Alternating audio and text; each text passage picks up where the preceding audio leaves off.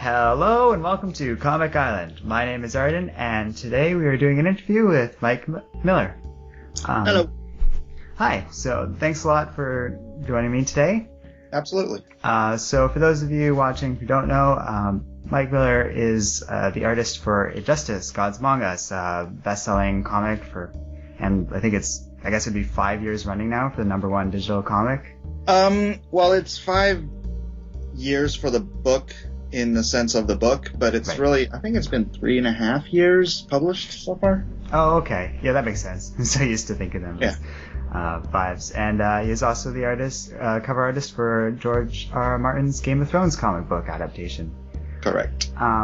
So, like I said, really appreciate you coming on.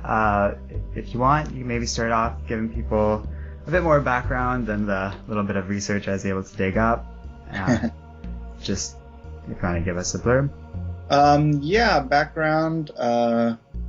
I started in comics in 1992 as cover artist and inker for Malibu on the Protectors line, and then a bunch of the Malibu books. That's the same year that Image announced, and Image was coming out through Malibu, and I subsequently jumped over to Marvel, did Cable issue 12 from the first year of that book coming out. Very cool. I'm old. And then moved on to DC, did a miniseries at DC, and then just kind of hop, skipped, and jumped around from Marvel, DC, Image, inking and penciling for a while. Ended up in doing Adventures of, I worked in the X office for a long time doing a lot of what we'd call the second tier X books, X Factor, X Force, Mutant X, blah, blah, blah. Right. Did some Wolverine stuff, and then jumped over to DC again, was on Adventures of Superman for a stint. No. Just because the names are so similar. I'm like, you have to be kidding me. Yeah. But can you imagine if, no, the guy that did Aztec. Yeah, Mark Miller. that would be fun. But no, I ended up backing out of that to do some work at Wildstorm. Oh, that's cool. So you've done some of that stuff too. For good or ill, yeah. Well, the Wildstorm, I live in San Diego. Okay. And so my connection with Wildstorm, and the guys over there is pretty much why I'm on Injustice now, because Wildstorm became DC West Coast, who did all the licensing books and all of the video game tie-ins and all that kind of stuff. And so I'd been working in that office for a couple of years before Injustice came along. Okay. And that's interesting, because I forget that all the time. Like, Injustice is a video game tie-in. Yeah. And it's, even though it did come out before the game. That I didn't know that either, actually. Yeah. I played the game before I read the comics at all. It's funny, I actually have 2 versions of the game on different systems, but I was a big fan of that, so I came around to the comics. But it's hard, like, you don't think of it as a video game tie-in because it's just good. Like, yeah, exactly. So well done, and it brings so much to the table. Like, you would never have to play the video game to enjoy these comics. Right. So it's easy to forget that, but a really, really cool enterprise. Well, I'll tell you, I don't know if it's a secret. There's there's no specifics here, but there's something in Injustice 2 that you would have to have read the comics to get the background on. Oh, really? So it is really an integrated back and forth now, it seems like. Okay. Well, we're gonna just move on to Injustice. That was a lot faster than I planned, but since we're in that direction, I was gonna ask how much you correspond with, like, Neverwinter and those guys. Neverrealm? Neverrealm, sorry. Neverwinter's Dungeons and Dragons thing. See, now I'm just getting all the names confused.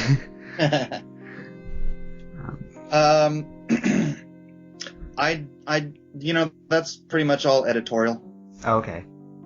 No. So artistically, it's like editorial, and then the writers will. I mean, you heard that Tom Taylor is going to be writing Injustice 2, which is the original author for Injustice for the first, what was it, 2.5, 3 years? Yeah, he left sometime during the 3rd year, I believe. Yeah. So he's back, and he's great. Love Tom. Yeah, that's got to be really exciting. Yeah. But yeah, he's the one that will be, if there's any, back and forth between him and my editor, Jim Chadwick, they're the ones that handle all that stuff. By the time the script gets to me, I'm just a pencil jockey. Oh, okay. Well, I can see the benefit of that, though, because then you get the creative freedom. Like, you're not artistically bound by the designs of Injustice 2 necessarily. Then you can, you have some freedom there, I would assume. Well, I don't. You may have noticed I tend to simplify things a little bit because you can create a costume for a CG character that has a million different little design elements on it, but if you got to draw that thing 40 times an issue, it becomes a little labor intensive. So. Well, that makes sense, and they're really not the work, but I got a schedule to keep, Yeah, no, that totally makes sense, and I read a lot of comics these days, just as part of my work, and I think the simpler designs can really be effective in a lot of ways too, aside from making your life a little easier too. Yeah, I still think that the classic Superman costume with the red shorts is just the best design. It's like so simple and so iconic and striking. I don't know. It's absolutely. Like a lot of the costumes are going for armor these days, but yeah, I totally agree. There's something to be said for like the simpler designs and going for that. That's actually one thing I really like about your art in Injustice is it, like you said, it goes for that basics, but it makes it feel like, oh, this is like it's another world, but it's still Superman and it's still Batman going through these things. Yeah. I think that's why it tends to leave a bit of an impression on people. Yeah, I wish there was some way to simplify Batman's design. That's, but it's all armor. Yeah. Well, it's pretty, it's something else, all right? Yeah. I actually tried to slip him back into his original just underoos costume for one of the scenes, but they had me go back and change it. Well, I keep trying to do things. Well, that's interesting. So there is that back and forth between them and you and that sort of thing, eh? Yeah.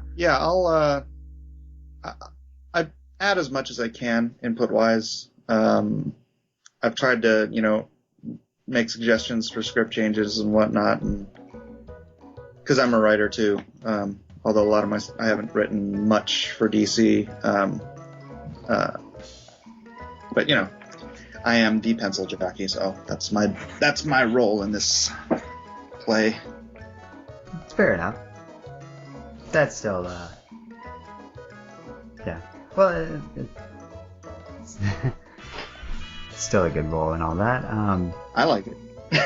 Yeah. No, it's got to be interesting, and it's been just really good successfully.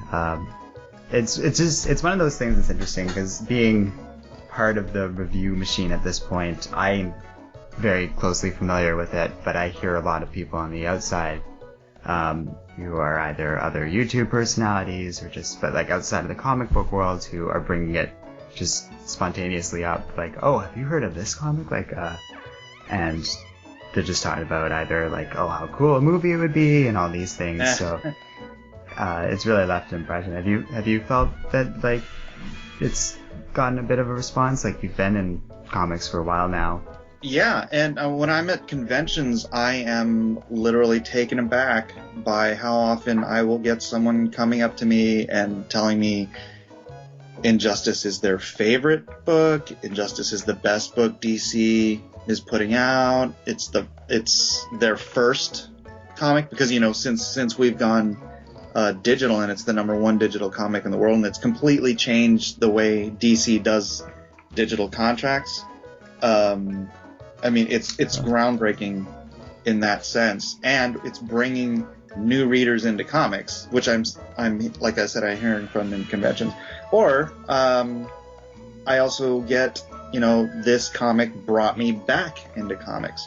So I think it's it's got way more of an effect than just any standard, pamphlet comic that comes out, because it is a success in the digital realm. And that has transferred to it being a success in print as trades, because while Injustice sells around what the Flash sells, so it's not like a top tier comic book in the direct market. It is, like I said, the #1 digital comic in the world, and it's a #1 New York Times best-selling trade. So you have this trough in the middle of its success, which is the direct market, which is where every other comic book has its success.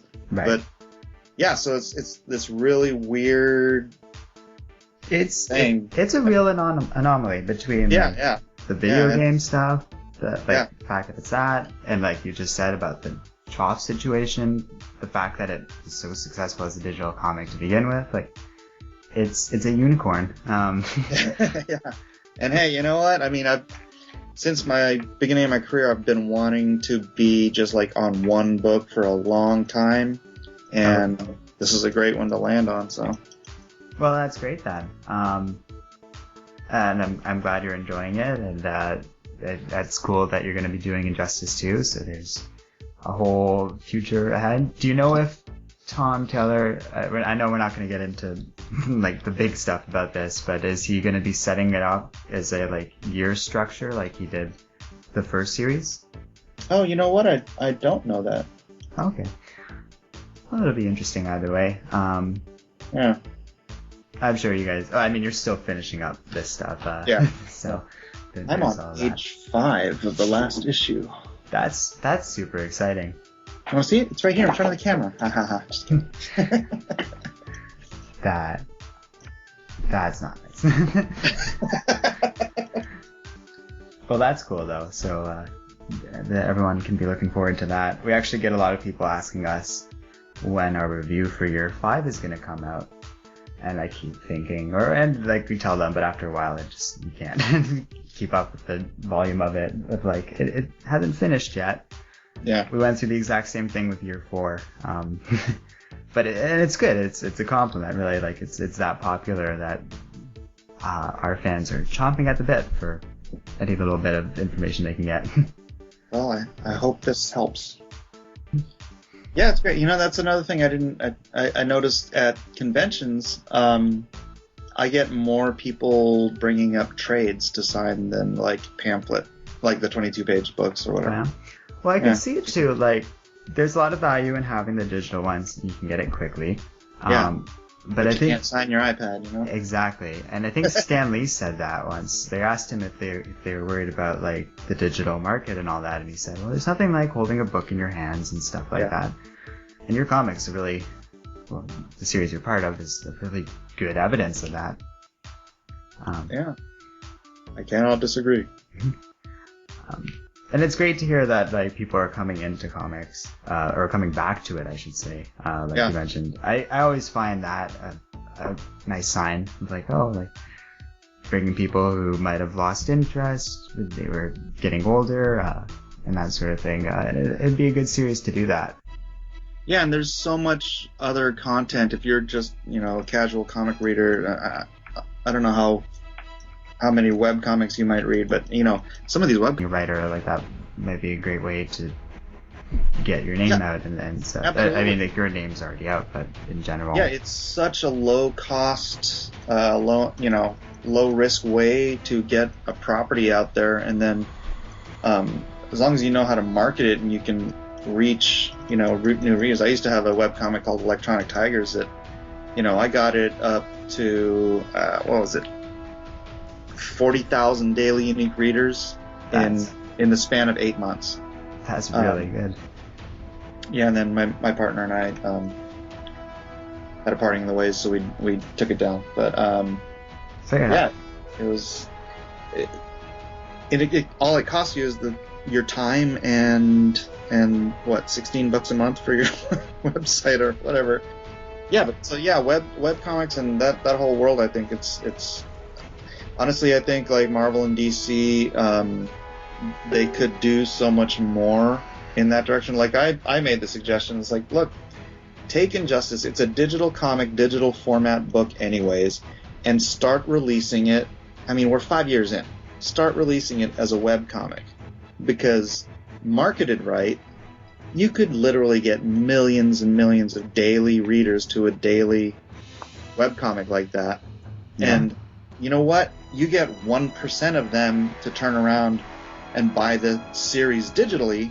Holy cow, you're going to have the best-selling comic, never mind digital comic. Mm-hmm.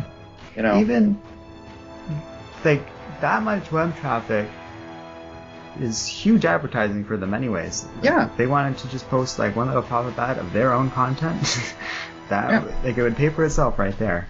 It would, absolutely. It would blow up. That'd be a cool idea. But it's you know, you're trying to tell Warner Brothers how to run their business. So. Oh, absolutely. Well, and it's a part of that whole thing too. Like, some people, like, they've grown up in an older generation or something like that. Yeah. Certain people, like, it's hard to transition, and and I get it. It's very counterintuitive, the idea of, like, just posting your stuff for free online. But if you're creative or you have ideas like you had, like, there would totally be ways to make money off of it. Yeah, I used to be the comic representative for an early e-book site called Wowio. I don't know if you remember that, but we did e-books and comics. Okay. And because I understood this webcomic dynamic, and I went out and I hunted down webcomic people to publish on our site so they would promote. And over the course of 6 months, I got Wowio's daily user base to over 200,000 uniques. And it's like, if I could do that with, like, some unknown site, imagine doing that with DC or, you know, Injustice in particular, because it's formatted already for comics, you know, or for computers. Absolutely. And then it's just that name makes such a difference. Oh yeah. Moving back to Injustice, one thing I did want to ask, we didn't really talk about, are you looking forward to working with Tom Taylor again? Absolutely. I think Tom is, like, on par with Mark Waid, and for me that's a huge compliment, because Mark has been my favorite writer to work with, I think, in my career. George R. Martin notwithstanding. But as far as comic writers go, Mark's my number one guy, and I think Tom has the skill set and the intuition to be one of those guys, you know. And I mean, obviously, after he hit Injustice, he started getting, you know, some top name books offered to him, so I'm not the only one that sees it. Yeah. Well, I mean, all you have to do is read those books. He's got a lot of time. That's kind of why I brought it up. I would agree with you. Like, he's definitely up there. I had read some of his stuff before Injustice, but it was Injustice, especially year 2, that really just hit it home for me. Well, you know, working with Tom prior to Injustice is how I got on Injustice. He requested me because we did the last 2 issues of Authority for Wildstorm. Okay, yeah. We did those together, and he liked that my characters emote, and he wanted that as being a crucial element in this series, so he requested that I be on the team. So I owe everything to Tom Taylor. Oh, that's great. I'm glad you two get along well together, and you can kind of see where that, like, internal chemistry works. Like, creative teams are always tough to match up, but when they do, like, you can see it in the work. I cannot disagree with you. It always shines through. I think that's pretty much all I really set out to talk to you. Alright. To close, I was wondering if there's anything you wanted to plug, any upcoming con appearances, any other titles, like we talked about some of the stuff, but anything you'd like to promote. Let's see. Our viewers can support your work. Well, I think I already mentioned I'm finishing up the Mystery Knight after I finish up Injustice. I've got my own comic on Facebook called Bless This Mess. You can go to Facebook and then look up Bless This Mess comic. It's sort of a comic strip in the style of Bill Watterson, but it's based on my family of me, my wife, and our 5 insane children. Oh. So that would be interesting. Yeah, it's funny. You'd probably enjoy it. Yeah, I'll put a link to it in the video description for sure. Cool. And then con appearances. My next show is Heroes and Villains Fan Fest in San Jose on August 27th, 28th. The next week I'll be at Dragon Con, I believe. Oh. And that's if you've never been to Dragon Con, that is like insane con. I always say it's like if you took San Diego Comic-Con and you took the 50,000 normal people out of it, that's Dragon Con. Cool. I've heard really good things. I have not gone. It's so much fun. And then after that, I'm doing New York and Alamo City. Awesome. I think that's the year. One thing I will say to reviewers, I have not read The Mystery Knight, obviously, but Hedge Knight books are great. You should totally check those out, too. Oh, thank you. And when Mystery Knight comes out, you should definitely do that as well. Especially, if you're a Game of Thrones fan, it's a good read. Oh, thank you. Oh, I also have a website. Yes. I always forget to mention that. Yeah, and you can get art prints and stuff on my website at mikesmillerart.com. Sounds good. We'll put a link to that as well. Right on. For sure. I think I did check out your website. It's got a lot of really cool prints on it too. Thank you. Yeah. Well, thank you very much for doing this. Really appreciate that. We're relatively smaller fish in the YouTube comic world, so it's super nice of you to do this. And thanks to all our viewers for watching. And as always, you guys can follow us on Facebook and Twitter, and don't forget to like, subscribe, and keep reading comics. Thanks, everybody!